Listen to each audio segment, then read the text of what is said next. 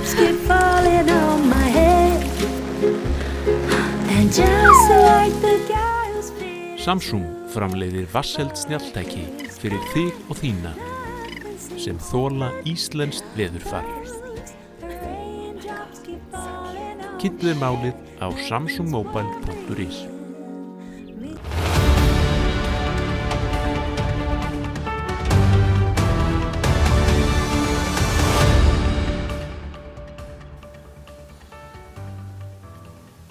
Komið heil og sæl og velkomin í Spursmál, föstudaginn 3. júlí. Nú eru innan við 2 mánuðir til þess að þjóðin gangi að kjörborðinu og segi skoðun sín á því hvort að við eigum að æskja inngöngu í Evrópusambandið eða ekki. Baráttan að harðna og núna á mánudaginn mun ný hreyfing kynna til sögunar baráttu sína áfram Ísland og það baráttur hreyfing sem stendur gegn þeim sjónarmiðum sem Já til að sjá hefur haldið fram á síðustu vikum. Sú hreyfing var kynnt fyrir nokkru síðan á Kjarvalsstöðum. Og umræðan þétt og mikil, ekki síst hér á vettvangi Spursmála og á síðum Morgunblaðsins. Eitt af því sem borið hefur hvað hæst í umræðinu síðustu vikur og ég hef innbrað áður matvöruverð á Íslandi. Pavel Bartósek, formaður utanríkismálanefndar þingsins, hefur farið það mikinn og fullyrt að matvöruverð muni lækka 25% ef við göngum í Evrópusambandið. Hefur nefnt að pizzagerð í því sambandi, það að segja pizzur sem hann eldar sjálfur úr hráefni sem hann kaupir í matvöruverslunum. En hann hefur líka nefnt til sögunar veitingastaði. Þar hefur Safran borð á góma. Hér ég með hollustuloku, Hunás hollustuloku frá Safran. Samkvæmt upplýsingum frá Pavel, þá mun þessi loka lækka 25% ef við göngum í Evrópusambandið. En mér langar til að nefna í því sambandi að launakostnaður á Safran 40%. Það þýðir að ef það á að ná fram þessari 25% lækkun án þess að lækka laun hjá fólki, þá þurfa allir aðrir efnisþættir í framleiðslu lokunar að lækka 42%. Þá ekki aðeins við hráefni heldur líka húsnæðiskostnað og annað það sem tilfellur við rekstur veitingastað þessu tagi. Þessi einfaldi útreikningur sem blasir við staðfesti svo ekki verið vilst að inngangi í Evrópusambandi mun aldrei ganga nærri því að lækka vöruverð af þessu tagi 25%. Hann vísar oft í þessu sambandi til Svíþjóðar en þar gleymdist einfallega að nefna að virðisaukaskattur var lækkaður stórfenglega á sama tíma og Svíþjóð gekk inn í Evrópusambandið. Þetta eru hluti sem þarf að hafa á hreinu og við köllum eftir því að Pavel eins og aðri stjórnmálamenn og aðrir þeir sem taka þátt í umræðunni vandi orðalag sitt og þá upplýsingagjöf sem almenningur situr uppi með. Það vont ef að fólk verður hvatt til að taka ákvörðun þann 29. ágúst á grundvelli rangra gagna. Pavel auk þess starffræðingur, hann á eiga auðvelt með að reikna þetta út og ég veit að hann skilur þann útreikning sem hér borin á borð. En það meira sem að gerast í íslensku samfélagi heldur en bara Evrópuumræðan. Það eru hvalveiðarnar. Þær standa yfir núna og verður að skjóta langreiðar úti fyrir ströndum Íslands og draga þar inn í Hvalfjörð. Þar gert að þessum stóru skepnum og kjötið og afurðirnar síðan unnar og margt af þessu fer á Japansmarkað. Það ekki allir á eitt sáttir við þetta og eitt þeirra Paul Watson sem í ævilöngu endurkomubanni til Íslands eftir að hafa unnið hryðjuverk á hvalbátum og reyndar vinnslustöðum Hvals HF árið 1986. Hann nú sennilega ekki borð í skipinu sem nú komið inn fyrir lögsöguna hjá okkur en Landhelgisgæslan fylgist grannt með málum og tryggir að þeir sem þar fara fram með hótunum, ekki aðeins gegn hvali heldur einnig olíudreifingu en einum, ná ekki fram vilja sínum í þeim efnum. Það mjög mikilvægt að fyrirtæki sem að starfa á grundvelli íslenskrar löggjafar fái frið til þess óháð mönnum eins og Paul Watson. Við munum fylgjast með þessu og ræða reyndar hér í fréttum vikunar og eftir við það Bjarnheiði Hallsdóttur sem var tíma formaður samtaka ferðaþjónustunnar og Einar Jóhannes Guðnason sem bæjarfulltrúi Miðflokksins í Kópavogi. Og af fleiri málum, lögreglan hefur unnið mikið verk nú í að stöðva fíkniefnainnflutning til landsins. Við höfum verið að flytja fréttir af því á síðu Morgunblaðsins og á mbl.is hvernig komið hefur upp risastóra sendingarinn til landsins. Þetta eru erfið og flókin mál sem að teygja sig víð lönd og vonandi að lögreglunni verði ágengt í því að koma lögum yfir þá menn sem að stunda innflutning á þessum hættulegu efnum til landsins. Þið fylgist með þessum fréttum áfram hjá okkur á miðlum Árvakurs. Og svo það menntamálin. Morgunblaðið hefur á síðustu misserum gert þau að umfjöllunarefni við lítinn fögnuð margra.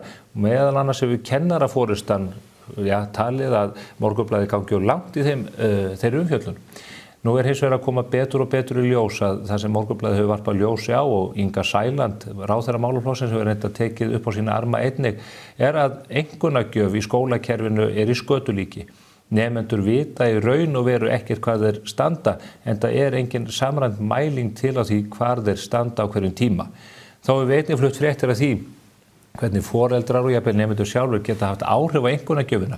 Og það ekki skrítið að fólk reyni það, enda þessi einkunnagjöf grundvöllur þess hvar nemendur síðan raðast bæði gagnvart menntaskólum og síðan háskólum að lokum. Þetta eru hlutir sem að skipta máli og Morgunblaðið mun halda þessar umfjöllun áfram og við munum ræða þessi mál hér í fréttum vikunar á eftir. Það verður síðan í síðara hluta þáttarins sem að ég fæti mér 2 góða gesti frá ungliðahreyfingum sem að berjast annars vegar með og hins vegar gegn aðild Íslands að Evrópusambandinu. Það eru spennandi dagar framundan og unga fólkið hefur eðli mál samkvæmt stóra og mikla skoðun á þessu. Kannski stóra álitamálið hversu stór hlutfall ungs fólks mun mæta á kjörstað, en þetta mál sem varðar þau öll eins og okkur Íslendinga alla. Hvet ykkur til að fylgjast með þessari umræðu næsta klukkutíman eða svo hér á vettvangi Spursmála. Samsung kynnir nýjan Galaxy S26 Ultra. Meira frelsi, meira næði. Can you do this? Kynntuð málið á samsungmobile.is.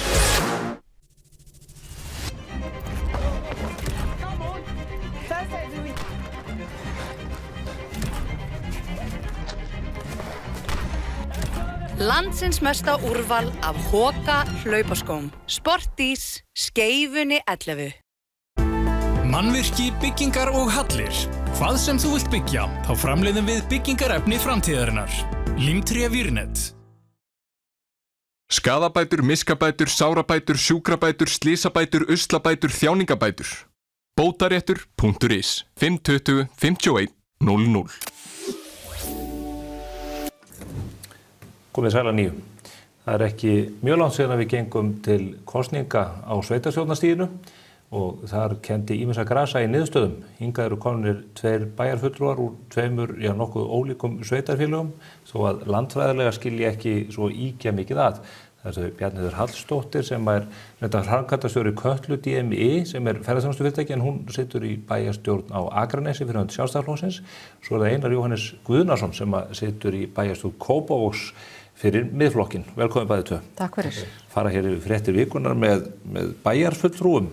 Áður en við kannski förum í það sem að stendur okkur næst í þeim efnum, rétt að spyrja hvernig leggst starfið á sveitarstjórnarstiginu í ykkur? Bara mjög vel. Það alltaf gaman að kynnast einhverju nýju og þetta náttúrulega mál sem að snerta mann hvort sem að vill það eða vill ekki, þannig að mér finnst mjög áhugavert að stíga inn á þetta svið og fá að kynnast þessum ólíku málaflokkum sem að sveitarfélög að fást við. Eitthvað sem maður áttaði sig ekkert á svona sem venjulegur borgari eða íbúi í sveitarfélaginu. Þannig að ég hlakka bara til að bara takast á við þetta og gera hlutina betri á Akranesi.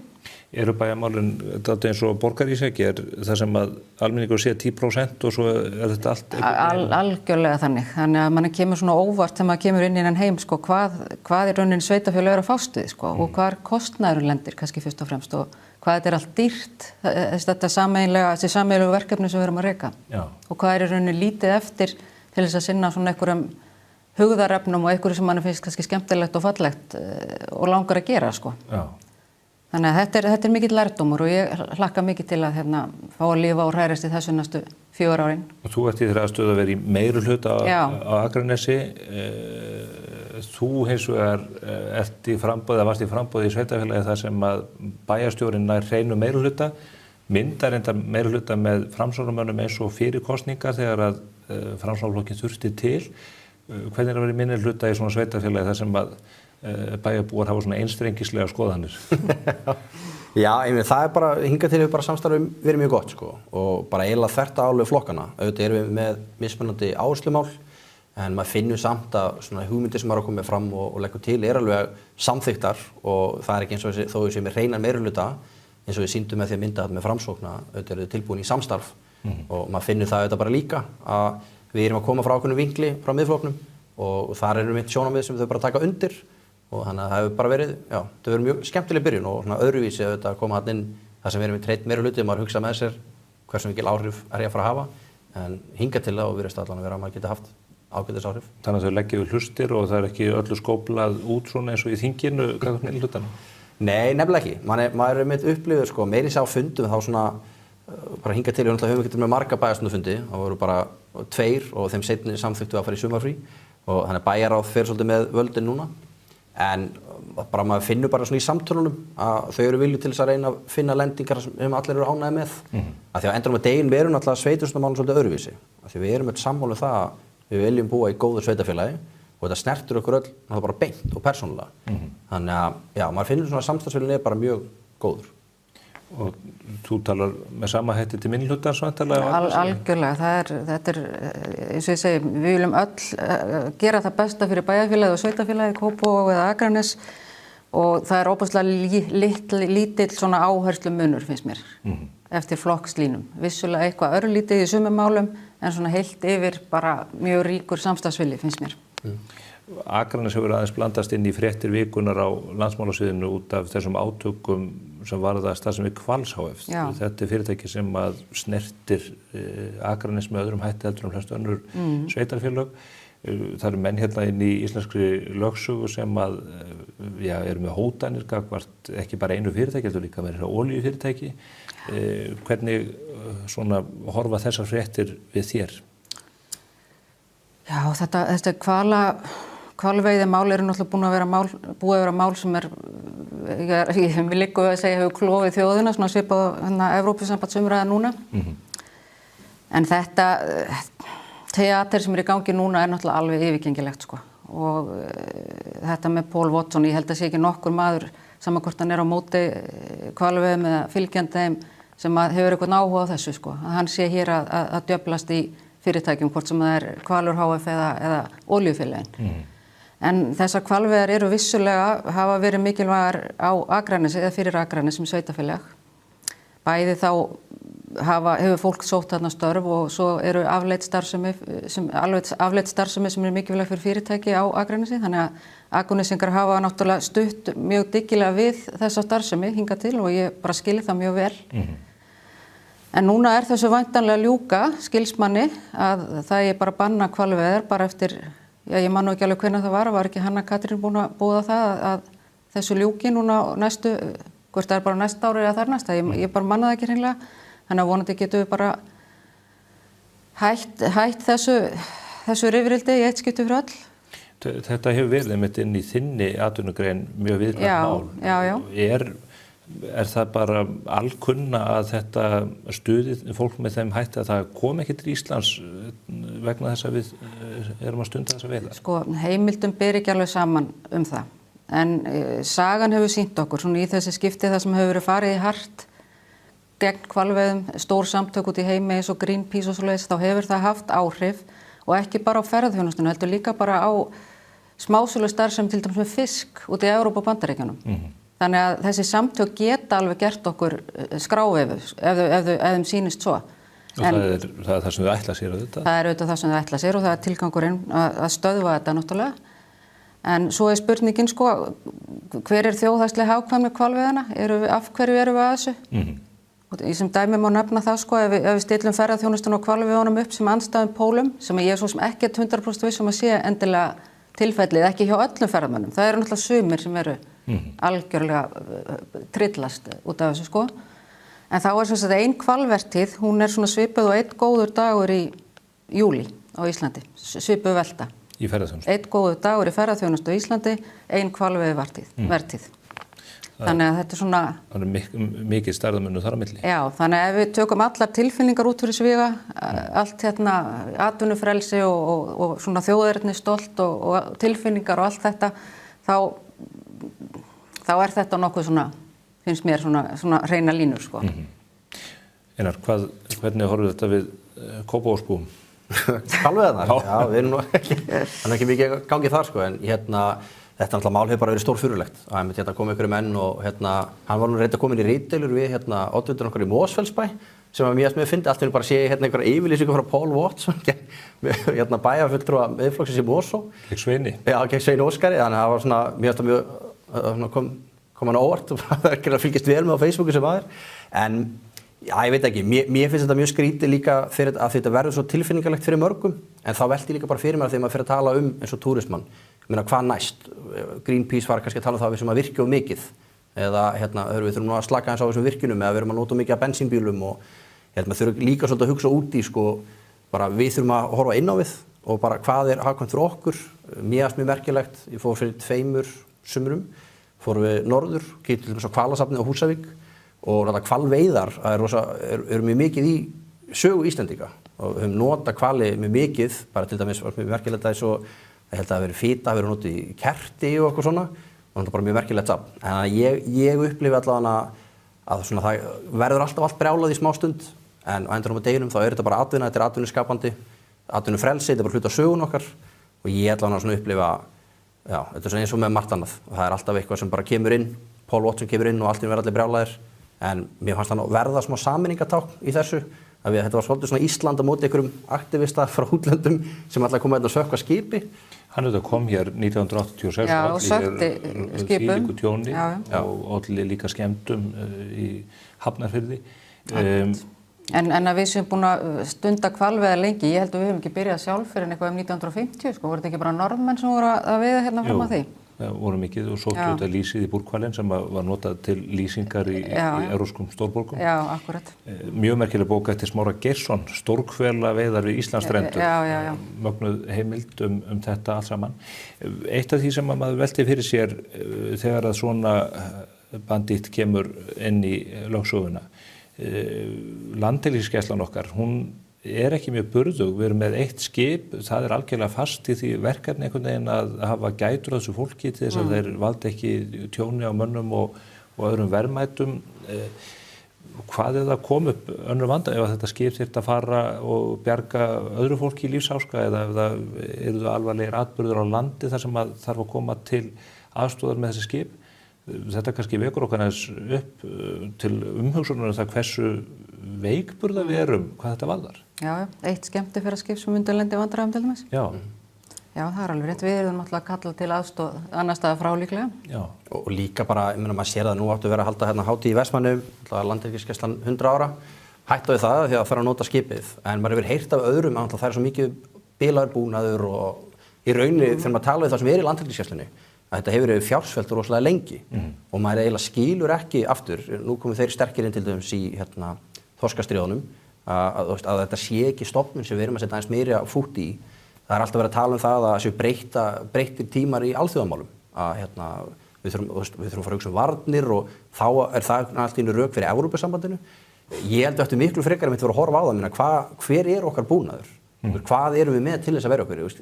Hversu langt sjáum við út fyrir og þannig ég held að landhelgisgæslan sé stofnun sem við erum ekki að fjárfesta nógu mikið í og ég held að það sé bara mjög góðir punktar að hvað gerist, hvað ætlum að gera ef að það þarf mjög lítið að gerast til þess að okkar útbúnaður dugi ekki til sko. Já, og mjög lítið sko. Og hvað að Paul Watson fær bara 10 skip, skilur allir mætar með bara 10 Banderos, hvað ætlum að gera þá? Og þetta eru samtök sem að búa við miklum fjárráðum, heyri maður. Eitt atriði varðandi hvalveiðarnar og svona ásýnd Íslands. Við teljum okkur vera að stunda sjálfbærar veiðar og við viljum nálgast náttúruna hvort sem er á landi eða hafi á sjálfbæran hátt. Við erum með nytjastofna ýmiss konar, hvort sem það er loðna, þorskur, ýsa, uppsjávarfiskur, botnfiskur og hvað þessar tegundir allar heita. En svo er það hvalirnir sem að fullyrt er að éti mikið frá okkur, tala um afránt og það er kannski ekki alveg sanngjarnt hugtaka hvað blessuðum hvölunum. Getum við, ef við erum að nýta náttúrunum með þessum hætti, getum við tekið eina dýrategund út fyrir svig og sagt við ætlum ekki að nýta hana og svo fjölgar henni stórkostlega og lendir það mögulega í vandræðum bara vegna fæðuskorts? Þetta er mjög góð spurning og upplýsingar, það hefur náttúrulega verið hrikalega upplýsingaóreiðarleika kringum þetta mál alla tíð. Þú veist, einn segir þetta, hvalurinn er að éta allan þorskinn okkar og annar segir nei, hann er mjög mikilvægur fyrir lífríki og þarf að fá að vera í friði, annars bara raskast allt og fyrir vitlis og ég veit ekkert hvort er rétt sko. Nei. Það er fullyrt að hann bindi kolefni með slíkum hætti. Já, nákvæmlega. Það eru svona alls konar hlutir sem ég segi aftur, þetta minnir mig á umræðanum ESB. Þetta er svona fullkomið, einn segir þetta og annar segir hitt og maður hefur engar forsendur til að átta sig á hvað er rétt. En hins vegar þá vitum við það að upplifun fólks og svona tilfinningar, þær eru farnar að stjórna alveg gríðarlega miklu bara í heiminum almennt og það hvernig fólk upplifir eitthvað, það er mikilvægara heldur en það sem er rétt eða staðreyndir. Og það vill nú bara svo til að fólk í heiminum, það er búið að taka stöðu með kvölum heimsins og þess vegna er þetta ímyndastríð orðið, fyrst og fremst. Og það er spurning hvort að við bara þversköllumst við það og okkur er bara alveg sama, þú veist þó að þetta skerði okkar ímynd eða gera hana lakari alþjóðlega og taka það með í reikningin, það getur kostað okkur eitthvað viðskipti. Þetta er bara eitthvað sem við þurfum að gera upp við okkur. Hagsmunamatið.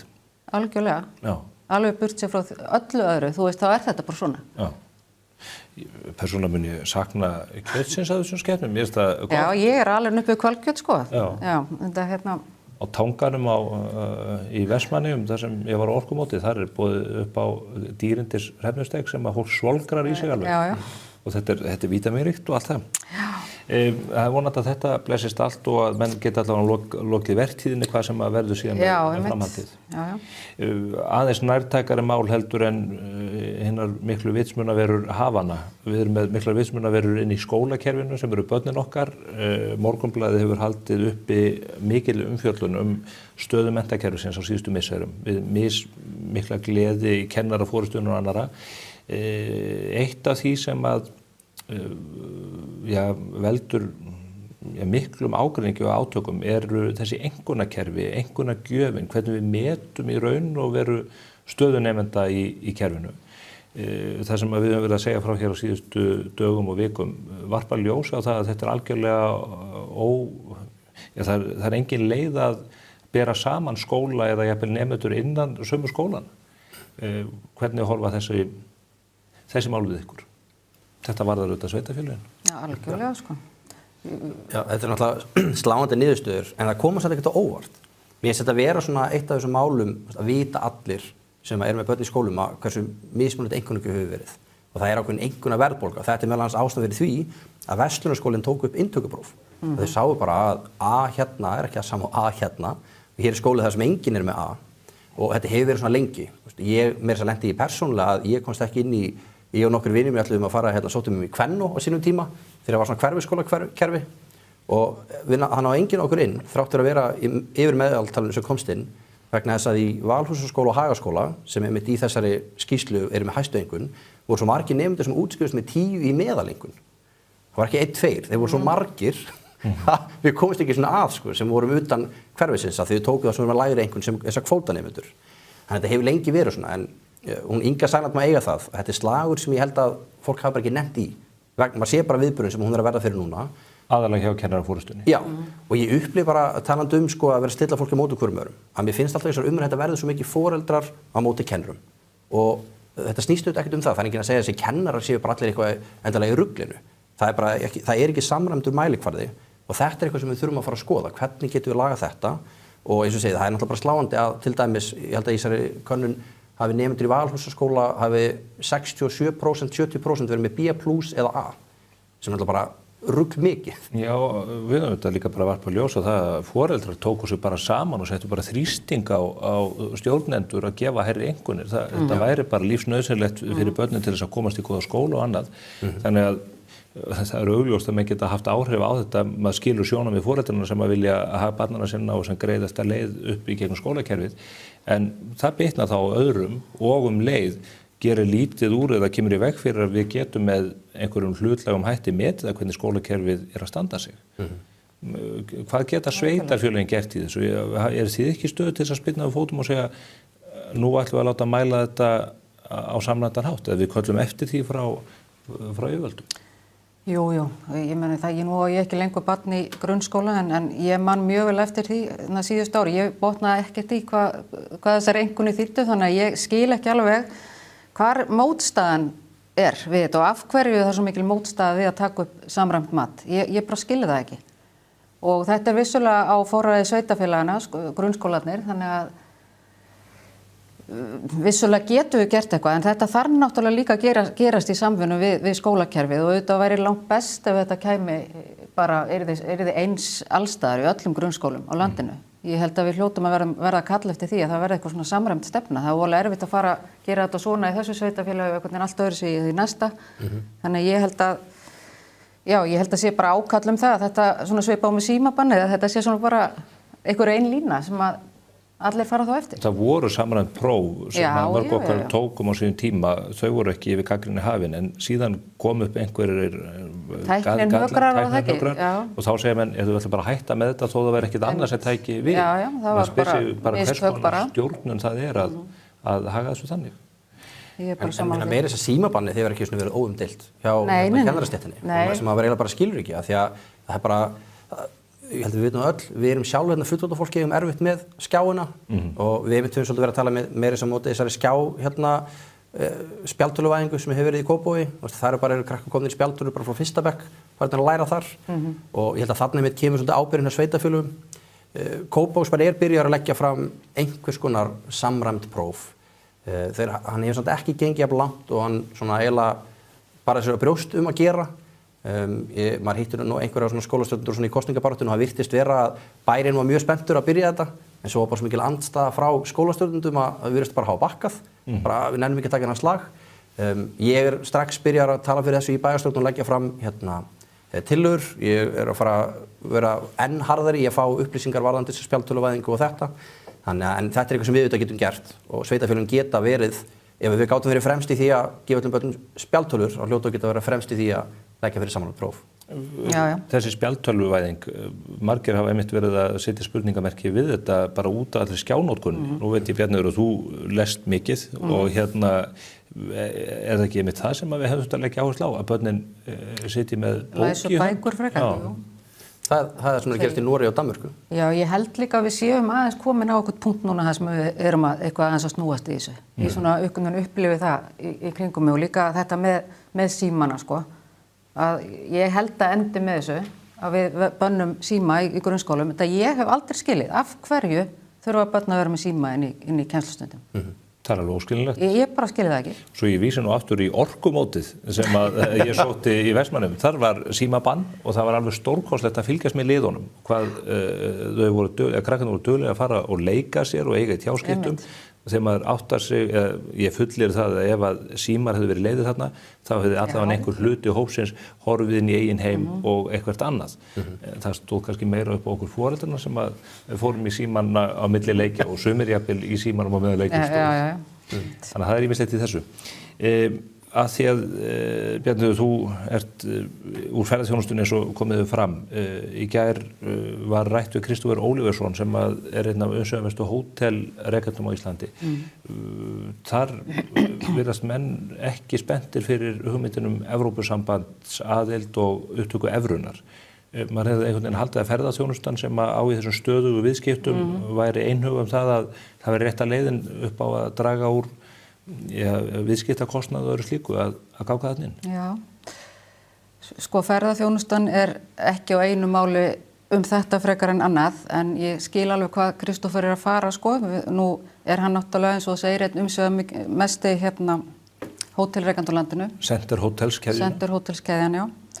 Og hann á náttúrulega eins og flest önnur hótel viðskipti í mörgum myntum, ekki bara í evru, heldur er stór hluti viðskipta Íslendinga varandi ferðamenn í dollar og eflaust í einhverjum fleiri myntum líka.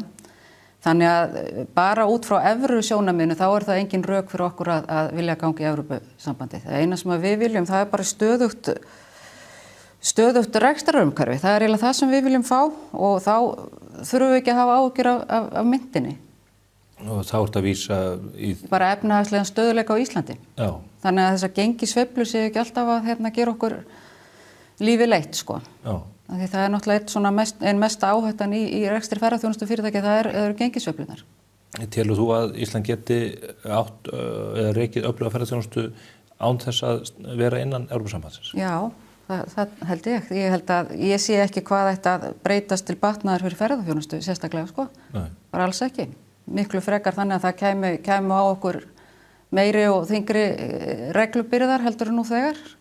Þannig að ég sé ekkert í Evrópusambandinu sem að ætti að gera rekstur ferðaþjónustunnar auðveldari eða betur á nokkurn hátt. Sko. Hafið þið upplifað það hingað til í gegnum EES-samningin að það sé þyngjast róðurinn út af reglugerðum? Já, við erum náttúrulega með löggjöf frá Evrópusambandinu, til dæmis alferðarlögin, svokölluðu, sem eru til dæmis mjög sterk neytendalög sem að eru, jú, við þurfum að fara eftir þeim og það hefur verið ansið þungt á köflum vegna þess að neytendaverndin er alveg gríðarlega sterk og ég er ekki að segja hún eigi ekki að vera það en hún er alveg gríðarlega sterk í Evrópu. Það er lögð mikil áhersla á að efla neytendavernd varðandi ferðalög. Bara svo dæmi sér tekið.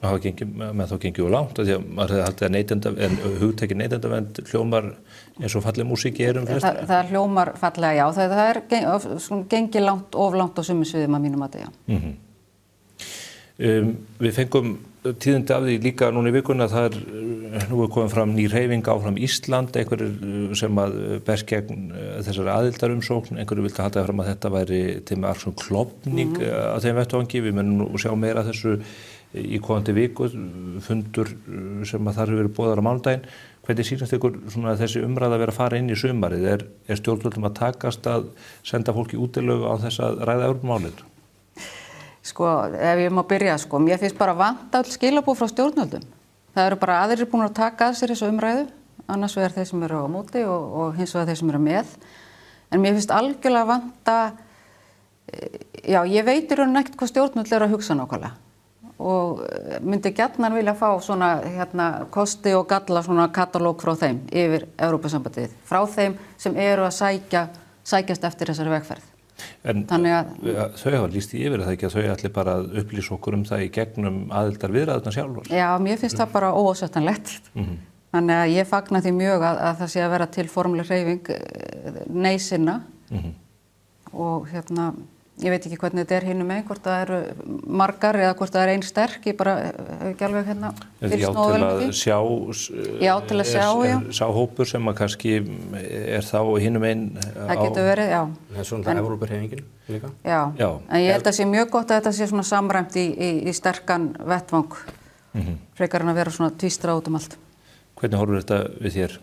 Já, mér er alveg fyndið að tala að þetta sé eitthvað svona klofningur milli nei-sinna. Já, einmitt. Á meðan að það er það er ungir Evrópusinnar, það er Evrópuhreyfingin, það er sjá, þannig að ég held að þetta sé bara þannig að fólk er með mismunandi áherslur og þess vegna bara flott að sé koma mismunandi hópar sem er að varpa einhverju mismunandi sín á þetta. Þó sem manni finnist nú, þetta er allt orðið bara já til að sjá þarna hinum megin. Við vitum ekkert hvað er í gangi nema að þú munt geta keypt þér íbúðarhúsnæði í tvítugur. Það virðist vera svona helsta, við vitum ekkert hvað er í boði nema. Og þá kemur alltaf eitthvað, það verður ódýrara að fara á Safran. Þannig að mér er enda fundist stjórnvöld hafa einhverju svona stjórnarlegar fara að taka að sér að bera uppi. Ég meina, Pavel er nú farin í vettvangsferðir að sýna okkur hvað allt er miklu einhvern veginn ódýrara og sína... Það er ekkert að hjálpa mér það sem að kemur frá Pavel, sko. Og Þorgerður Katrín endar byrjuð með eitthvað svona viðtalsþátt við ykkur utanríkisráðherra sem mér hefur fundist alveg áhugavert líka. En ég myndi hefði haldið að það er alltaf að segja núna á þjóðin orðið.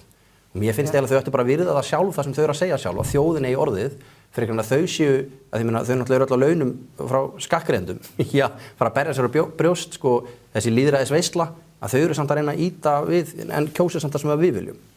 Þannig að, já. Þjóðin þarf náttúrulega að hafa úr einhverju móða til þess að þetta geta tekið upplýsta ákvörðun og það upplýsingar eru bara ekkert aðgengilegar venjulegu fólki, skilur. Það fer ekkert að kafin og heimasíðu Evrópusambandsins eða lesa einhverja greinagerðirinn á alþingi.is. Það er einhverju leyti hlutverk fjölmiðlana auðvitað líka að draga fram og bæði ólík sjónarmið en líka staðreyndir sem varða. Það var mjög forvitnilegt þetta viðtal sem ég tók dæmi Jón Bjarnason til þess að átta sig á því hvernig þessi vegferð var 2009-12, margt nýtt sem að þar kom fram sem að maður hafði ekki heyrt áður. Þannig að svo umræða mun þurfa að halda áfram hér á næstu vikum. Það er reyndar ekkert mjög mikið tími til það. Alveg klárt. Það verður fróðlegt að sjá hvernig þetta fer. Ég held líka að það verður fróðlegt að heyra í sveitarstjórnum landsins því að ólíkt því sem að fólk hélt álítið fram í samtölum við mig og Andrés Magnússon, kollega minn á meðan að kosningabaráttunni fyrir sveitarstjórnarkosningarnar stóð, að þessi mál vörðuðu ekki sveitarfélögin en auðvitað myndi það hafa gríðarleg áhrif á starfsemi þeirra með ýmsum hætti ef að við myndum ganga þennan veg allan til enda. Já, algjörlega. Þetta er spennandi. Þakka ykkur kærlega fyrir komuna að ræða fréttir vikunar. Einar Jóhannes Guðnason og Bjarnheiður Hallsdóttir. Takk. Við erum hins vegar ekki hætt í umræðinu Evrópumálin því að hingað eru komnir í hús tveir öflugir fulltrúar á sikkorum enda þessarar baráttu, ef ég má orða það þannig. Annars vegar þeir sem vilja fara inn í Evrópusambandið og þeir sem vilja það alls ekki. Og mig langar til að heyra hvað það er sem unga fólkið sér í þessum málum. Fylgist þið með.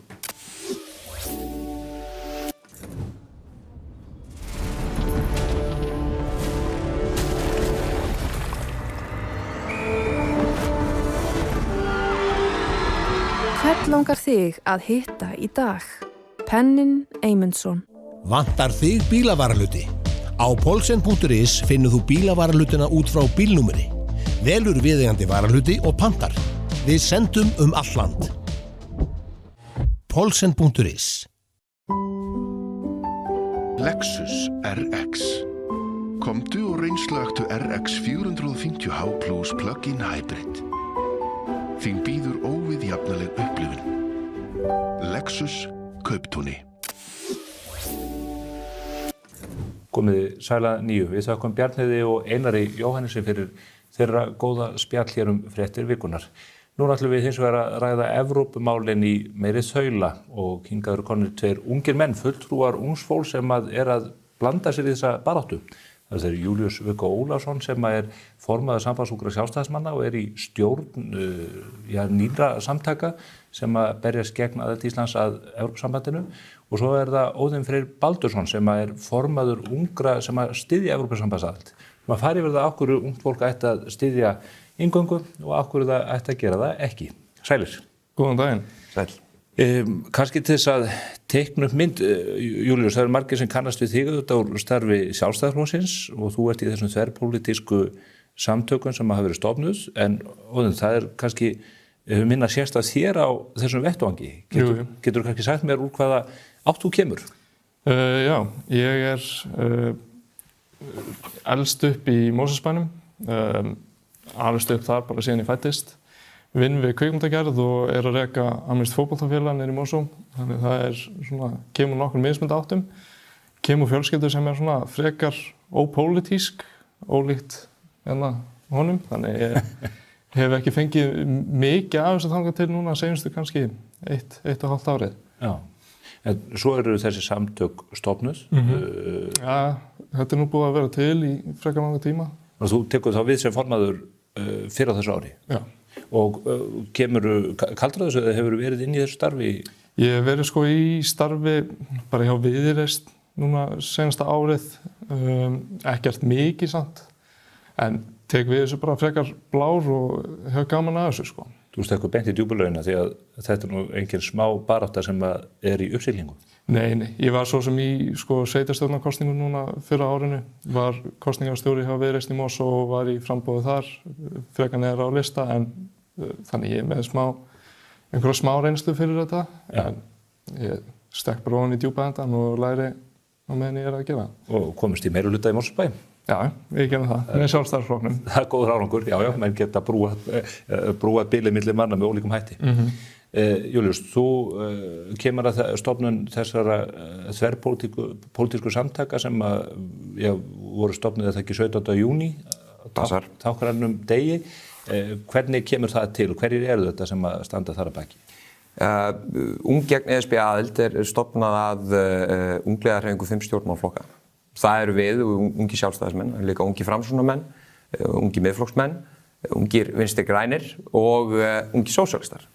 Þannig að þetta er mjög skemmtilegur félagskapur þar sem að við erum alls ekki sammála í raunum flest en leggjum niður sko flokkspólitísku vopnin vegna þess að við erum sammála það að skipti máli að standa vörð fullveldi Íslands, að framtíð Íslands er betur borgið á eigin ábyrgð frekar en að flytja ákvörðunartökuvaldið yfir okkar málum erlendis og við erum svolítið svona sammála það að kannski líka bara betra að berjast við djöfulinn sem þú þekkir sko, frekar en að bjóða nýjum inn í herbergið. Djöfulinn, ef þú útskýrir þetta fyrir okkur aðeins nánar. Sem væri þá í til dæmis tilfelli sósíalista menn eins og ég. Já. Heyrðu, en þá aftur að ykkar samtökum, eru það jafn skýra línur með ungliðar hreyfingarnar? Við höfum náttúrulega aldrei verið sko tengd flokkspólitík. Núna ég held að félagi hafa verið til í meira en 10 ár núna.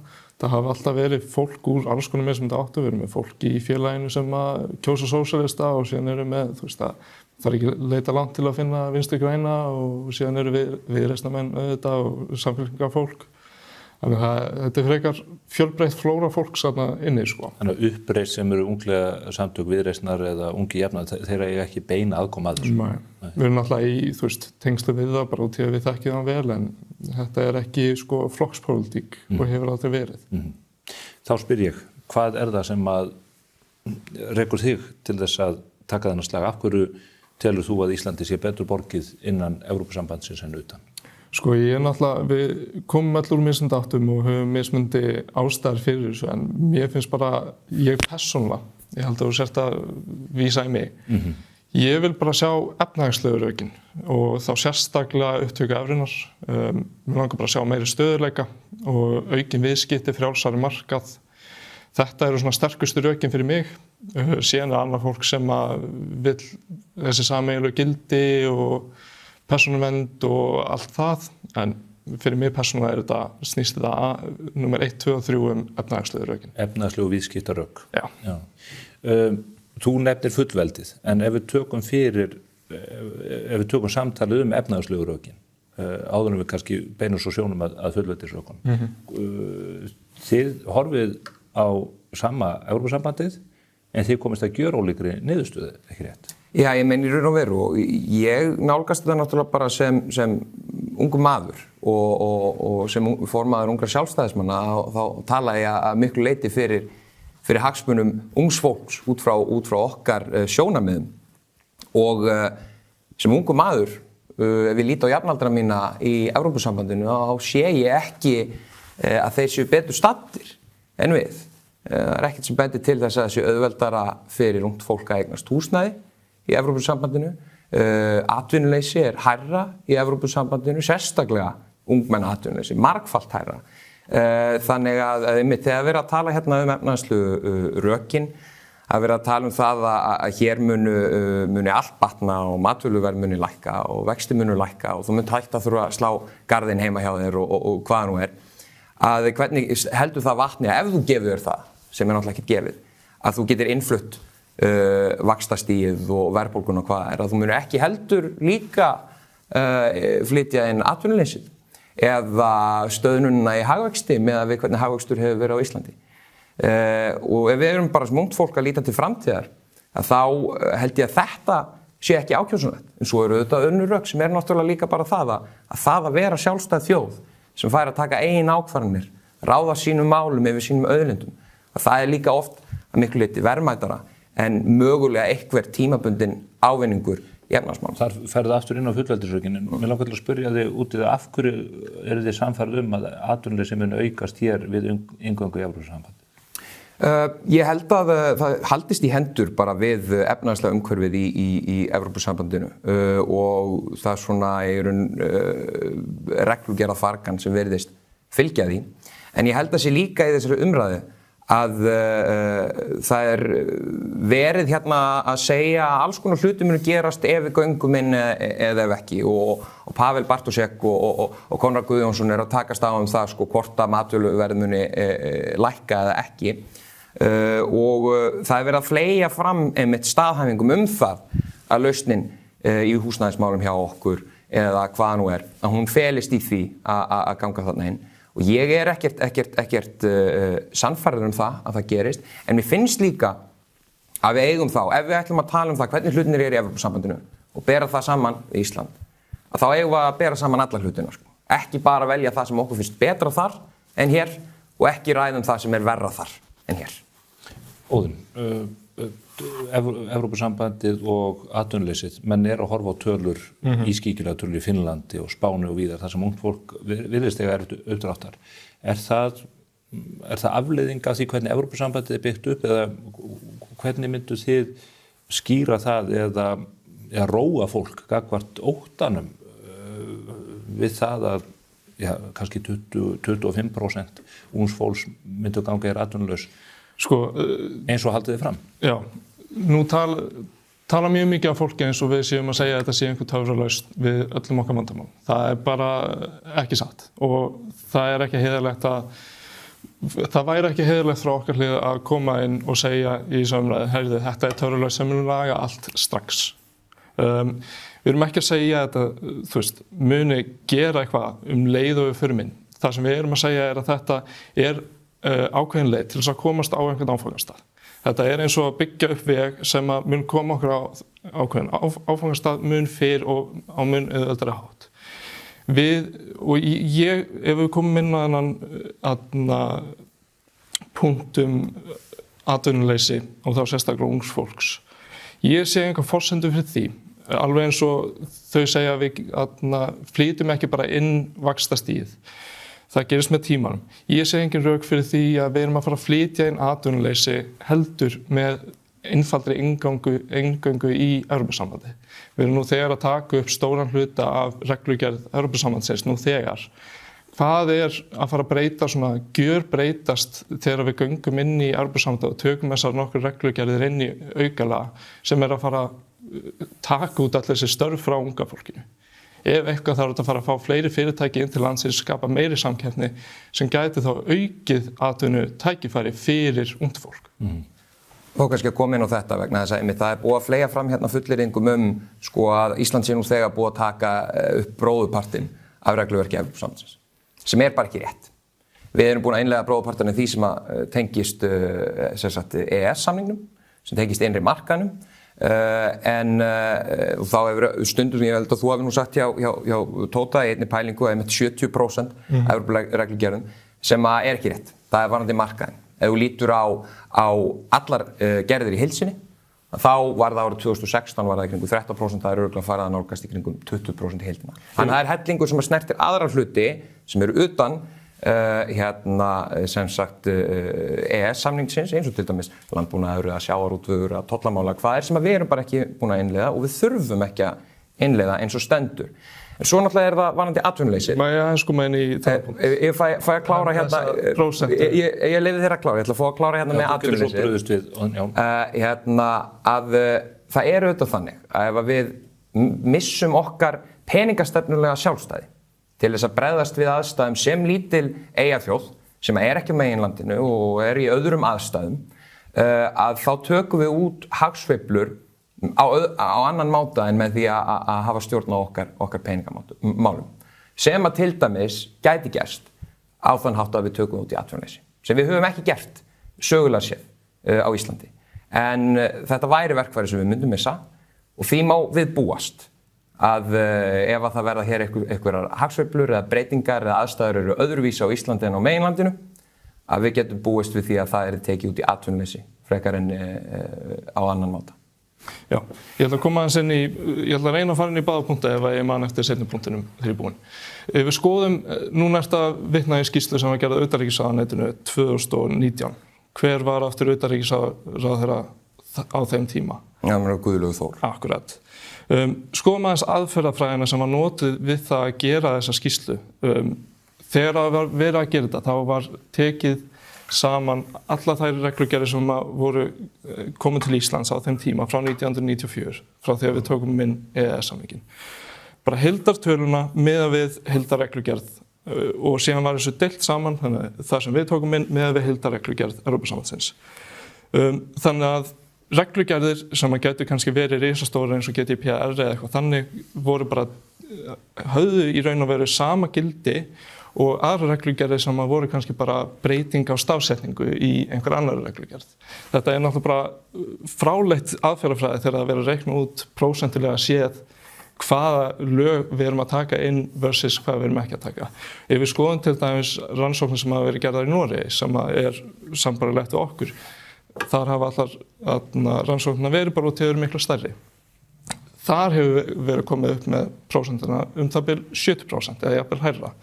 Ég held að þetta frekar að vera að skoða rannsóknir sem eru gerðar með betra aðferðafræði heldur en bara það að deila þeim reglugerðum sem við höfum tekið versus heildarreglugerðunum. Og því að þetta bara fráleita aðferðafræði sem við getum ekki fara eftir. Það alltaf löngu búið að rengja það að hér sé búið að taka upp 70-80% af reglugerðum í Evrópusambandsins. En ég meina á þeim, erum við að taka upp regluverk erum við búin að taka upp sameinuðu sjávarútvegsstefnuna?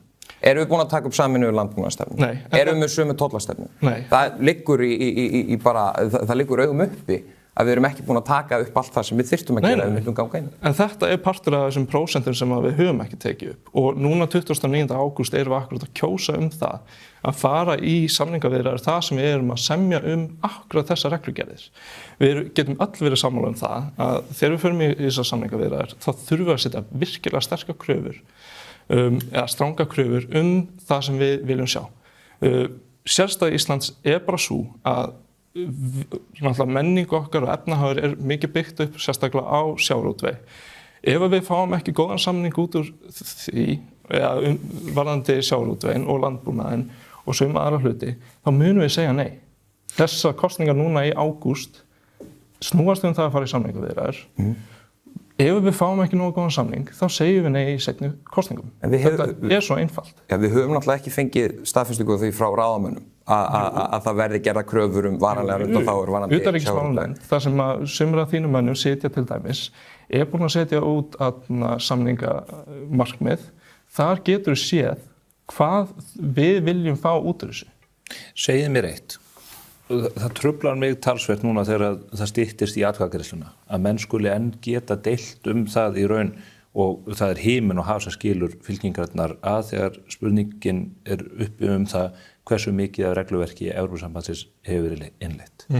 Nú hljótum við að eiga í okkar skjalakerfum á Íslandi þær reglugerðir sem við höfum innleitt, við höfum þýtt og þingið hefur tekið fyrir og hjá Evrópusambandinu hlýtur líka að liggja fyrir umfang þess regluverk sem að það byggir sína starfsemi og umfang á.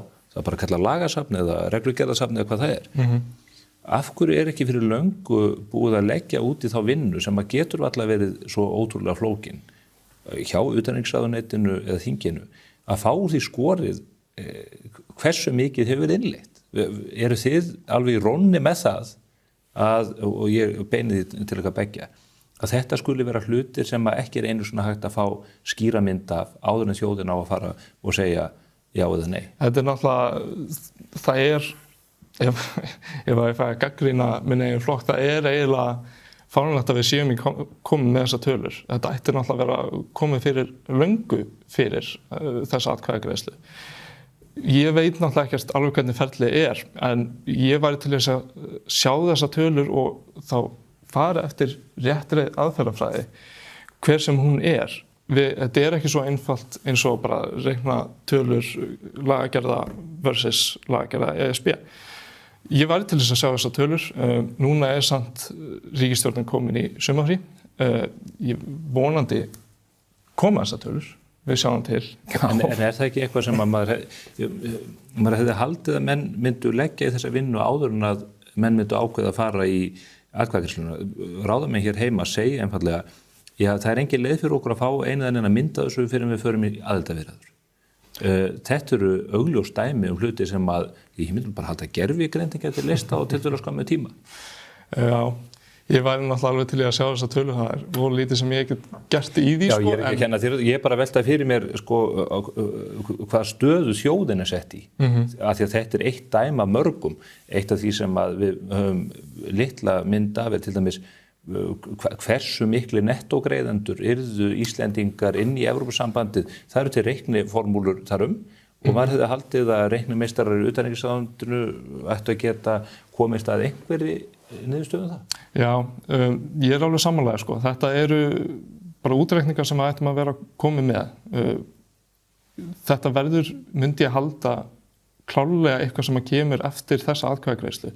Mér finnst þetta kannski ekki vera mikilvægasti punkturinn heldur fyrir atkvæðagreiðsluna sem núna 29. ágúst út í að við erum ekki að kjósa það að fara í Evrópusambandið. Við erum ekki að kjósa það núna. En já, ég væri náttúrulega alveg til að hafa meira upplýsingar út því ég held að það styrki bara málstað okkar Evrópusinna. En þú ert hins vegar sammála því, Óðinn, ekki rétt að ef við segjum já 29. ágúst, þá verður bréf skrifað þann 31. ágúst sem að fer til Brussel, þar sem Íslendingar segja við viljum gangi í Evrópusambandið.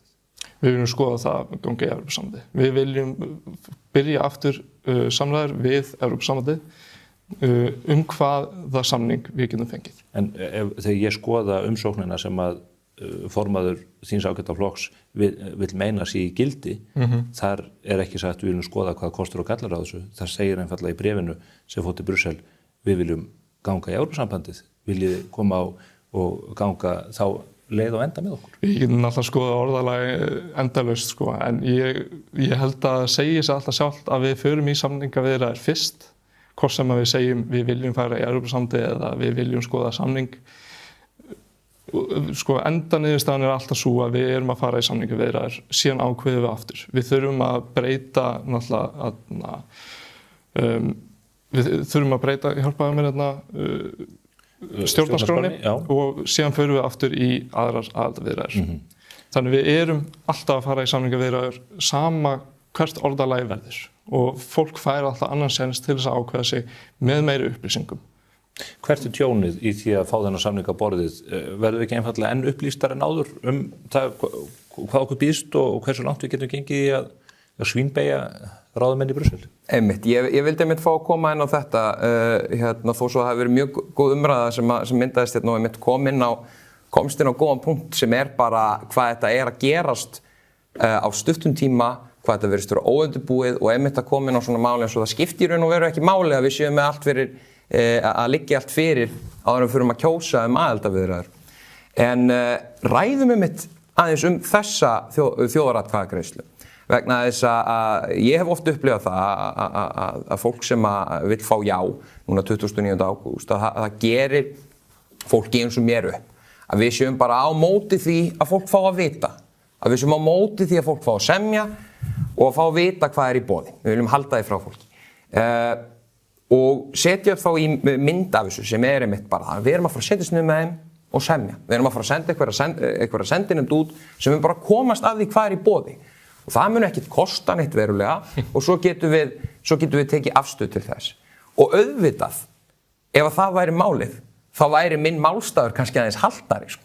Það væri mjög ljótt af mér að vera að segja, heyrðu, nei, með ekki einu sinni sjá.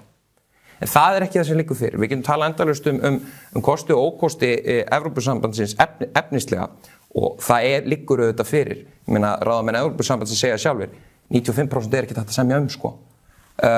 En það sem við verðum að kjósum að byrja aðildarviðræðuferlið og því fylgir aðlögun, því fylgir breyting á íslensku stjórnsýsluumhverfi.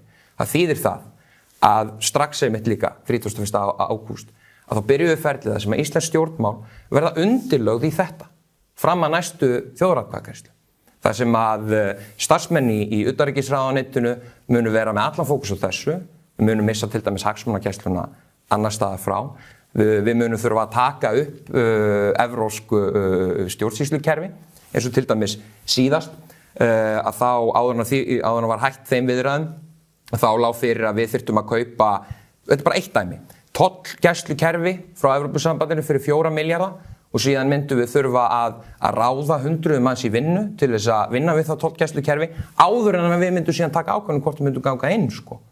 Þannig að og þetta bara eitt dæmi það hvernig við þurfum að breyta Íslandi til að vera líkara Evrópusambandinu áður en við getum síðan tekið ákvörðun. Þannig við erum ekki að kjósa það hvort við séum bara að fara að skoða og fá að sjá hvað í boði. Við erum að kjósa það hvort við ætlum að byrja að aðlaga okkur að Evrópusambandinu og verða líkara því og vera tilbúin að ganga inn þegar seinni þjóðaratkvæðagreiðslan Og ég ekki tilbúin í þær breytingar. Það ekki eitt atriði sem að hefðu þurft að skýra betur líka, þar að segja hvaða ferli færi í gang þegar að þjóðin væri búin að segja já í lok ágúst og þar vísa ég til dæmis bara í viðtal mitt við Jón Bjarnason fyrrverandi sjávarútvegs- og landbúnaðarráðherra sem kom hérna til mín sem lagði bara á borðið hvernig Evrópusambandið og stjórnvöld hefðu farið að dæla peningum í formi IPA-styrkja til þess að einmitt aðlaga stjórnkerfið áður en að þjóðin gat aftur sagt skoðun sín. Sko, kannski þetta eru 2 punktar sem ég sé þarna. Það er bæði kostnaðurinn og þessi aðlögunarviðræður sem þið kallið þetta.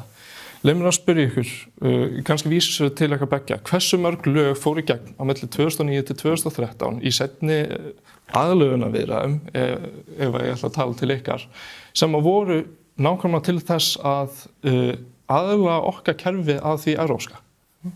Má ég svara því? Já, í síðustu aðildarviðræðum að þá kláruðu við 11 kafla Kerfið virkar þannig að þetta eru minnum 34 kaflar. En við erum ekki að tala um kaflana, við erum að tala um lögin sem fóru í gegn á íslenska þingi. Já, leyfðu mér að klára.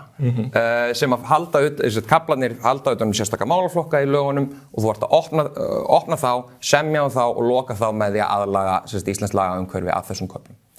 Við lokuðum 11 köflum.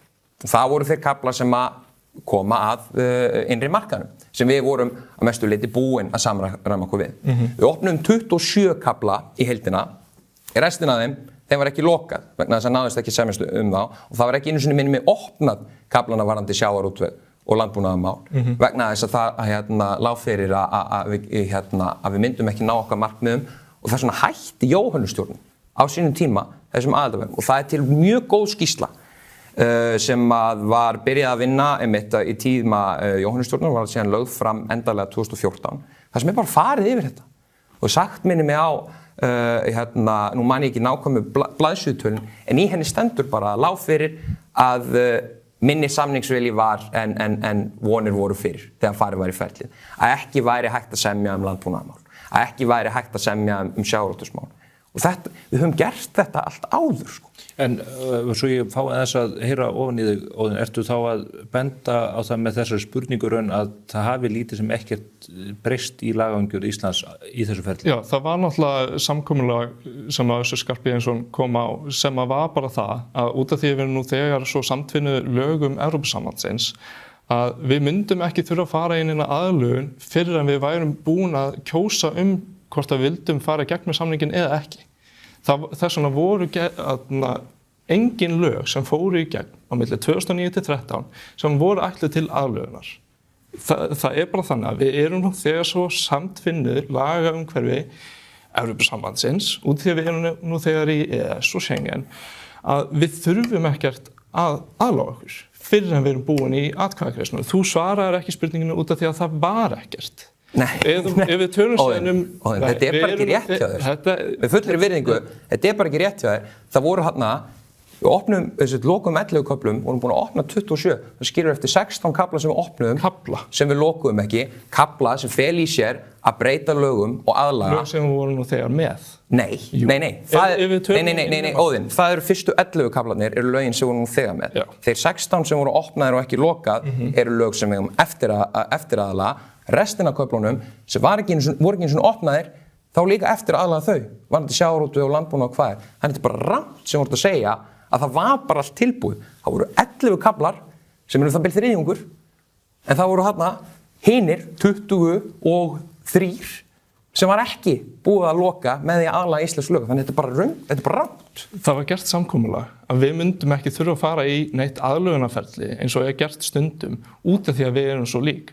Þess vegna eru þessir 23 kaflar sem hún segir þarna, við þurftum ekki að fara í, eða þessir 11 kaflar sem við vorum búið með, við þurftum ekki að fara í neina breytinga á íslensku lögkerfi út af við erum svo samtvinnuð. Síðan ef við komum inn í kostnaði sem þú minnist á, hversu há er talan sem er búið að gera ráð fyrir að þetta kerfi, bara ferli, hversu mikið heldur þetta kosti? Það mun alltaf kosta að fara í atkvæðagreiðslu, já. Það mun kosta að fara í þessar samningaviðræður, já. En hversu há er sú tala? Getur sagt með það? Tölunni 2 milljarðar hafa verið fleygt fram, en kostnaður er meira en bara krónutölu, sko. Kostnaður er allir svo tími sem starfsmenn ríkisins, ráðuneytanna verja í þetta frekar en að vinna í aðkallandi vandamálum í íslensku samfélagi í dag. Eins og verðbólgunni, vöxtunum, húsnæðismarkanum, sem er eitthvað sem við þurfum hvort þeir að sjá. En ég vil samt aðeins fá stoppa hérna, sko, þú ert að tala, sko, þetta er bara röng söguskýring hjá þér á því sem gerðist í síðustu aðildarviðræðum. Þær strönduðu síðast á því að við náðum ekki að semja ákveðin atriði og það voru aðalega fulltrúar innan VG sem voru ekki tilbúnir í að ganga í takt við ríkisstjórnina varðandi að klára það. Aðildarviðræðurnar strönduðu áður en að sú ríkisstjórn hvarf frá velli. Við kláruðum enga veginn aðildarviðræður og það var ekkert samkomulag það að Ísland myndi ekki þurfa að aðlaga sig. Þvert á móti að það var skrifað undir rammasamning við framkvæmdastjórn Evrópusambandsins sem fylgdu 8 milljarðar til þess að samræma íslensk lög að lögum Evrópusambandsins. Ef við vorum ekki að samræma okkur fyrir hvað voru þessir 8 milljarðar, ekki voru menn bara að kaupa sér lottómiða og pils og kók fyrir það, sko. Nei, en það samt staðreind. Ef þú skoðar bara þetta ferli sem fór fram 2009-13, þetta var ekkert aðlögunarferli og þetta mun ekki vera aðlögunarferli. Og ef við ætlum að vera að segja að fólk geti ekki gert neitt annað meðan við erum að semja samning við Evrópusambandið, það bara fráleitt. Þú veist, þetta auðvitað munum við vera í öðrum málum. Jú, það mun taka orku að vera að semja þennan samning. Það þýðir samt ekki að við munum ekki vera að gera neitt annað. Mér langar til að beina talinu aðeins að unga fólkinu og svona framtíðarsýninni. Þú ert að reka amerískt fótboltalið í Mosó, magnað framtak. Það hefur dálítið verið gert með þá. Ég fjallaði það hér á þessum vettvangi hvernig Jamie Dimon, einn áhrifamesti bankamaður heims, hefur dregið upp mynd af því hvernig Evrópusambandið hefur dregist aftur úr Bandaríkjunum og reyndar Asíu líka þegar kemur að hagvexti, sem þá í raun og veru undirstaðan að í raun og veru velferð fólks til lengri tíma litið. Þegar evran tekin upp að þá voru þessi tvö hagkerfi, Bandaríkjanna og Evrópusambandsins nokkurn veginn á pari. Núna stefnir í það að Evrópusambandið sé 60% af umsvifum Bandaríkjanna. Það ekki hlutur sem ástæða til að hafa áhyggjur af, þar að það virðist vera eitthvað í hinni evrópsku umgjörð sem gerir það verkum að við náum ekki sama árangur í, getum við kallað lífsgæða kapphlaupinu eins og Bandaríkjamenn gera? Ég held nú eftir að búa í Bandaríkjunum þá bara með fullri virðingu, lífsgæði í Bandaríkjunum eru ekki betri út af því að þau eru ríkari. Það bara, jú þau eru með stóran part af erlendum viðskiptum og efnahagsvöxtur þar búinn að vera góður. Ef við tökum frá bara efst á 0,1% þar þá eru ekki lífsgæði í Bandaríkjunum það góð. Það bara evrópsk lífsgæði og við getum tekið Evrópu bara sem heild, það alltaf lagi. En ef við skoðum þá sérstaklega þau lönd sem sambærileg okkur, Írland og hin Norðurlöndin og einhver önnur lönd í Evrópu, þá eru bara lífsgæði hér almennt miklu betra heldur en í Bandaríkjunum. Síðan getum við talað Suður-Evrópu sem bara allt annað mál. Suður- og Austur-Evrópu? Suður- og Austur-Evrópu. Og þau ríki sem stefna því að koma inn í Evrópusambandið líka? Já, við getum alveg skoðað þau. Og jú, það rétt þar.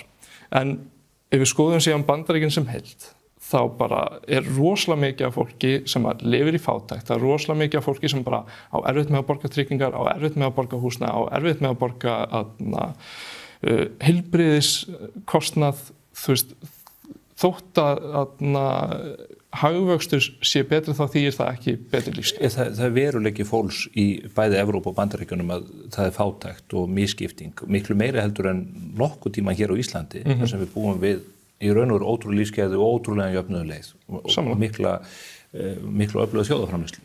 En það eitthvað að gerast í Evrópu í samanburði Bandaríkin sem lítur ekki vel út. Til lengri tíma litið mun þetta koma niður á stöðu þjóðfélagann í heild ef þau ná ekki að framleiða og auka framleiðslu sína eins og Bandaríkjamönnum hefur tekist og menn segja takt út tæknigeirann og við getum nefnt Tesla eða gervigreindar fyrirtækin.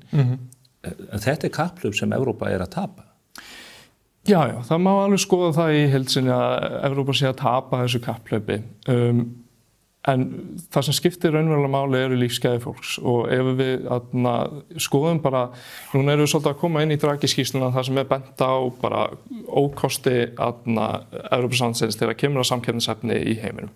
Og jú, það alveg rétt að það ákveðin löggjöf í Evrópusambandinu sem þarf að laga.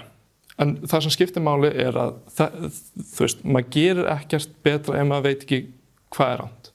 Og núna búið að setja saman það sem ekki nógu gott við Evrópusambandið, Draghi setti það saman, en þetta akkurat það sama, nánast akkurat það sama og til staðar á Íslandi. Og það sem skiptir mest máli að Evrópa að gera eitthvað í því. Nú þarf Evrópa að einfalda ákveðnar reglugerðir, gera einfaldara fyrir nýsköpunarfyrirtæki og tæknifyrirtæki að skara fram úr, en þetta akkurat sem hlutinur þarf að gera á Íslandi. Og ef við skoðum Ísland bara sem land, alveg eins og önnur lönd, ef við skoðum samkeppnishæfni Íslands, samkeppnishæfni Íslands ekki jafn góð og margra annar landa í Evrópu akkurat út af því að við erum utan Evrópusambandsins. Ef við skoðum bara til dæmis Catherine Mann-skýrsluna sem var gefin út núna fyrir 3 vikum eða eitthvað, þá sjáum við bara það að áhrif krónunar sem dæmi að koma í veg fyrir svo mikið af erlendum viðskiptum. Þetta sveiflukendara hagkerfi heldur en gengur og gerist bara í öllum heiminum. Það náttúrulega gjaldeyrisáhættan sem kemur í veg fyrir mikið af samkeppni á Íslandi. Það erfitt að fá erlenda fjárfesta til landsins til þess að fjárfesta í nýsköpun og það svo ótrúlega mikið af vandamálum sem væri hægt að allavega hjálpa með inngöngu í Evrópusambandið. En svo það sé ítreka með Katrín Mann-skýrsluna bara þannig að fólk ruglist ekki í rýminu. Íslenskt hagkerfi sveiflukendara mörg önnur vegna þess að við erum auðlindadrifið hagkerfi. Það hefur ekkert með gjaldmiðlinn að gera. Það hefur víst með gjaldmiðlinn að gera. Íslenska krónan hefur verið stöðugri heldur en evran síðustu 15 árum. Þannig að það ekki rétt. Það er bara tölulegar staðreyndir. Það er ekki hægt að deila það. Það víst hægt að deila það. Hvernig getur þú deilt? Íslenska krónan bara hefur verið stöðugri heldur en evran. Það eru bara tölulegar staðreyndir sem að liggja fyrir, sem að Seðlabankinn hefur gefið út og Evrópska hagstofan getur vitnað líka í sínum tölum. Við getum deilt þetta, en staðreyndin, það sem skiptir máli að 77% af erlendum viðskiptum Íslands eru nú þegar við Evrópusambandið. Það er enda rangt líka. Svo segir skýrslan. Það er vegna þess að þetta fer í gegn úr Rotterdam, en það er álið sem að fer inn á aðra markaði. Það er þetta rétt. Þegar kemur að viðskiptin þá þetta smá bjögutala. En nú þegar stór partur, segjum 70%, svo við séum mitt á milli. Ég vil bara rúnda upp. 70% af viðskiptum okkar fer í gegnum Evrópu. Ef við erum að bara bæta samkeppnishæfni okkar og erum að auka viðskipti við Evrópu. Í sömu skýrslunum við erum að tala núna sagt að á næstu 10 árum geta viðskipti okkar, erlend viðskipti aukist 5-30% ef við tökum upp evruna. Það sem ég að segja, sem að þú mátt ekki drepa málun að dreymi það, að evran ekki stöðugur í gjaldmiðill en krónan. Og það það sem við þurfum að reyna að vanda okkur með í umræðina, það verið að varpa fram fullyrðingum sem að tölulega staðreyndir, þetta er ekki einhver óhlutbundin veruleiki. Íslenska krónan stöðugur í gjaldmiðill heldur en evran. Samt nú sagt í sömu skýrslu að við erum að tala að íslenska krónan sé 3-4 sinnum sveiflukendara heldur en aðri gjaldmiðlar og það með evran. Það er vegna þess að það sem skýrslan gerir að taka inn í tímabil sem eiga ekki lengur við að því að við höfum breytt peningamálstefnu. Þannig að ef þú tekur bankahrunið og tíma fyrir það í raun upp á aldamótu þegar flotgengið var tekið upp, já það er rétt. En eftir að kerfinu var breytt í kjölfar bankahrunsins og það er það kerfi sem við búum við núna, að þá evran óstöðugri gjaldmiðill heldur en krónan. Ef minnir rétt, þá eru þessar tölur á milli 2010 til 2024 að 5. Þetta eftir bankahrunið og þetta að miklu leyti akkurat eftir að peningastefnunni breytt. Þannig ég ætla frekar að treysta þessum 14 hagfræðingum, þar á meðal frá OECD, sem að unnu virkilega lengi og vel í þessari skýrslu til þess að gefa mér réttar upplýsingar. Þetta bara það sem til staðar að Ísland sveiflukendara hagkerfi. Íslenska krónan að koma í veg fyrir mjög mikið af viðskiptum. Við erum með gríðarlega háa verðbólgu, við erum með gríðarlega háa vexti sem að koma í veg fyrir mikið af viðskiptum, koma í veg fyrir mikið af tækifærum, sérstaklega fyrir okkur unga fólki sem viljum kannski vera að kaupa húsnæði eða viljum vera að byrja nýsköpunarfyrirtæki eða eitthvað þannig. Íslenska krónan ekki það sem við viljum. Jú, það kostur að vera með þetta verkfæri sem það að geta fellt gengið ef það eitthvað í gangi. Menn fellaði ekki, menn eru hætti því. Það bara, þegar gefur á bátinu hagkerfinu þá bara veikist gengið. Af því að gjaldmiðillinn fljótandi. Það sem að Finnar að lendi núna, sem að menn hafa verið að velta fyrir því að nú atvinnuleysi meðal ungs fólks geigvænlegt þar.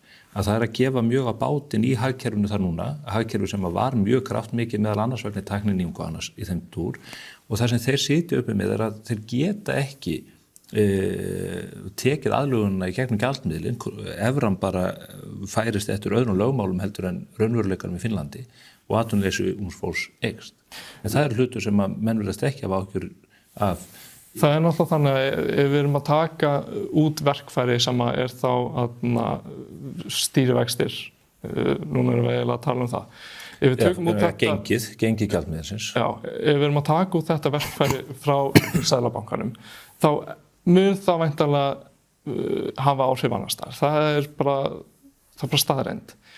Og ef við getum ekki stjórnað þessu sjálf, þá eitthvað annað sem fyrirtæki þurfa að gera ef það kemur einhvers konar kreppa. Það þarf annarkvort að skera niður, alveg eins og ríkið þarf að gera, það þarf að skera niður ef eitthvað gerist. Auðvitað, þú veist, þessar kreppur sem koma á kannski 20 ára fresti eru að fara að vera öðruvísi. Þetta ekki að fara að vera eins og kreppan 2008 því við höfum ekki sömu verkfæri. En ég vil frekar hafa þann stöðugleika sem kemur með Evrópusambandinu og evrunni frekar en þetta auka verkfæri sem við höfum núna sem að miklu leyti að koma í veg fyrir aukin viðskipti og aukin tækifæri, sérstaklega fyrir okkur unga fólki. Já, fá bara að koma aðeins inn á þessa umræðu. Mér finnst einmitt mjög áhugavert einmitt og það sagt einhvern veginn að það fullt af hlutum sem munu gerast með evrunni, þrátt fyrir eins og rétt sem að Stefán bendir hérna á, sem það að íslenska krónan stöðugri gagnvart til dæmis bandaríkja dollara en evru. Og ég minnir að þessi skýrsla get ekki staðhæft það að evran mun ekkert laga hellinga þessum hlutum. Hversu sveiflukennt íslenska hagkerfið það byggist einmitt á því að við erum auðlindadrifið hagkerfi. Og þegar umræða kosti Bandaríkjanna og Evrópu, ég ekkert til þess að ræða kosti Bandaríkjanna, sko. Ég vil tala Ísland og hvernig við höfum verið að gera hlutina. Og málið það að hér erum við með velmegun, en við erum líka búin að vera með töluvert meiri hagvöxt en Evrópa, sem aðal mæleining á velmegun í samfélagi. Það ekki betri mæleining á það svona í grófum dráttum en svo. Lífsgæði ekki betri mæleining? Já, þú veist, hvernig ætlar að mæla lífsgæði? Eins og ég náttúrulega engin hagfræðingur, þannig ég veit ekki aðferðafræðina bak við það. Hagvöxtur með betri mæleininingum einmitt til þess. Þannig að segja að út af því að hagvöxtur í Bandaríkjunum meira... Ég ekki að tala Bandaríkin, ég að tala Ísland. Ertu þá að segja að út af því að það meira hagvöxtur í einhverju landi að lífsgæði séu betri í því landi? Almennt séð það þannig og það eru flestallir hagfræðingar sammála það. En hinn umræðan sem var komin hérna inn á sem það einmitt að sko, ekkert í þessari skýrslu sem bendir til þess, þú lítur bara til Færeyja sem með dönsku krónuna sem tengd við evruna, að þar hafi ekkert einhverjir bara flætt inn evróskir bankar og töluvert meiri samkeppni, vegna þess að það eru líka bara hlutir sem gilda hagkerfið óháð því hvort það sé evra eða íslensk króna, sem það að við erum frá Evrópu, að það flutningskostnaður inn á milli, að við erum smærra hagkerfi. Alls konar svona, við förum ekkert nær Evrópu þó svo að við göngum í Evrópusambandi, sko. Svo finnst mér mjög alvarlegt að fólk að kasta fram hérna alls konar kostum við það sko, byggir það á höldum grunni og oftúlkar niðurstöðu þessari skýrslu til að segja að það eru alls konar góðir hlutir sem evran mun gera. En svo þegar bent á raunverulegt dæmi, eins og við lítum á í Finnlandi, það sem sko 24% atvinnuleysi meðal ungs fólks. Einn af hverju 4 atvinnulaus, sem ég finnst gríðarlega mikið vandamál, að það sé bara eitthvað svona, það skiptir hún ekki máli. Og það sé ekkert vandamál að við höfum ekki peningastefnulegt tæki til þess að reyna að takast á við það og við þurfum eiginlega bara að treysta á það að ef að það kom upp aðstæður sko eftir 20 ár eða 30 ár, út af þetta ákvörðun til frambúðar, að þá þurfum við bara að vona það að ef aðstæður eru öðruvísi hjá okkur sem verða til þess að atvinnuleysi meira hér en það ekki hagstætt fyrir meiri hluta Evrópu að breyta, að þá það bara þannig. Og þá eigum við bara að díla við það, eins og Finnland að díla við það núna. Og ég sé ekki ástæðu til þess. Ég sé ekki ástæðu til þess að samþykkja. Þið eru á komandi vikum að fara að ræða við unga fólkið, væntanlega fólk á aldursbilinu 18 eða 15 til 35 ára, eitthvað leið sem ég ætla. Hvernig ætla ykkar hreyfingar að haga þeirri umræðu í framhaldinu okkar góða spjalli hér til dæmis? Ef ég fæ að byrja, við viljum náttúrulega, þú veist, það alltaf ákveðnar skotgrafir sem við erum náttúrulega allir í. Allir í ákveðnum skotgrafum. Við viljum reyna eins mikið og við getum að forðast þær skotgrafir til þess að bara koma upplýsingum til fólks sem við reynum að hafa upplýsingar sem að bæði sko, þóknast okkar málstað og ekki. Við viljum reyna bara að koma réttum upplýsingum fram svo fólk getur tekið sína ákvörðun. Hvort sem að hún með okkar málstað eða ekki. Síðan náttúrulega, við viljum bara reyna að fá fólk inn í þessa umræðu. Það náttúrulega, þú veist, svona flókið mál eins og ESB og stjórnmál almennt höfða ekki mikið til ungs fólks. Það bara, við vitum það. En við viljum að fólk taka sér afstöðu og koma inn í þessa umræðu og mæta á kjörstað út því að þetta þú veist, það fullt af köllum og kellingum úti sem að ræða þetta og rífast þetta endalaust. Þau munu kannski þurfa að lifa með þessi 10 til 20 ári viðbót. Við erum að fara að lifa með þessu næstu 70. Þannig við viljum fá fólk inn í þetta og taka þessa ákvörðun virkilega í sínar hendur. Við viljum ekki að sama gerist og til dæmis í Brexit sem þetta var rosalega slök umræða hjá ungu fólki. Við viljum að þessi umræða sé tekin af unga fólkinu. Hvernig ætluðu að gera það? Er þetta fundahöld eða fer þetta mest í gegnum samfélagsmiðla? Þetta fer rosalega mikið, allavega hjá okkur fer þetta rosalega mikið í gegnum samfélagsmiðla og bara að hafa gaman. Það er ekki gaman að taka umræður oftast stjórnmál. Finnst þið ekki gaman að vera hér? Jú, mér finnst það gaman, en ég get ekki tala fyrir almenna manneskju. En við viljum bara reyna að gera þetta svolítið skemmtilegt og fá fólk inn í umræðuna og með því þurfum við að hafa smá svona entertainment og við þurfum að koma auðvitað inn í samfélagsmiðluna og það sem svona hefðbundið talið fyrir unga fólkið. Hvernig gerir þið þetta? Ég held að það sem skiptir mestu máli út af því að þegar kemur að framkvæmdinni sjálfur þá þetta auðvitað bara eins og með allar aðrar svona stóra samfélagslegar umræður og það auðvitað greinaskrif og það samfélagsmiðlar og það fundir og það allt mögulegt. Það sem skiptir máli fyrir okkur, allavega fyrir þau samtök sem ég sit í stjórn núna í, gegn ESB-aðild og fyrir okkur, þennan þverpólitíska hópa ungu fólki sem kemur saman til þess að berjast gegn því að við gerumst aðilar að Evrópusambandinu, það einmitt að koma rökum og upplýsingu til skila svo fólk geti einmitt tekið upplýsta ákvörðun. Út af því að það búið að gera okkur það að við þurfum að gera þetta á mjög stuttum tíma. Að fólk þarf að koma sér inn í gríðarlega miklar upplýsingar á mjög stuttum tíma og það ábyrgðaratriði fyrir okkur, sérstaklega vegna þess að fólk vil mála okkur upp eins og við séum í hræðsluáróðri, eins og við séum að reyna að koma í veg fyrir það að fólk viti hvað það að kjósa að það skiptir gríðarlega miklu máli fyrir okkur að allt það sem við segjum sé á rökum reist. Og það skiptir rosalega miklu máli í þessari umræðu að við séum að passa okkur, að við séum að sjá til þess að við séum að segja rétt frá. Vegna þess að það mjög vont ef fólk að taka einmitt ákvörðun það hvort við ætlum að byrja þetta aðelda ferli, haldandi það að við höfum ekki þurft að aðlaga okkur síðast, að við höfum bara hætt af því bara, að það mun ekki fylgja þessu ferli eitthvað kostnaður og allt það sem hefur farið fram hérna í þessu umræðu sem hefur átt sér stað hér. Það sem ég ætla að fá að segja sem gamall hundur á þessu vettvangi, þið standið ykkur báðir vel, þið eru góðir fulltrúar fyrir þessi önduru sjónarmið og það tilhlökkunarefni að fylgjast með ykkur og fylgja þessar umræðu áfram fram til, eigum að segja 10 á föstudagskvöldið 28. ágúst. Júlíus Viggo Ólafsson og Óðinn Freyr Baldursson, þakka ykkur kærlega fyrir komuna í þáttinn hér. Takk fyrir. Þá fellum við þetta tal þennan ágæta föstudaginn. Við hlökkum til að hitta ykkur hér að viku liðinni. Við munum halda Evrópu umræðunni til streitu. Við þurfum að leiða fram ólík rök, alveg fram að atkvæðagreiðslunni 29. ágúst. Við hvetjum ykkur til að leggja hlustir, hvað sem þið eruð á tjaldstæðinu, út á Tenerife eða bara út í garði að slá blettin. Góða helgi.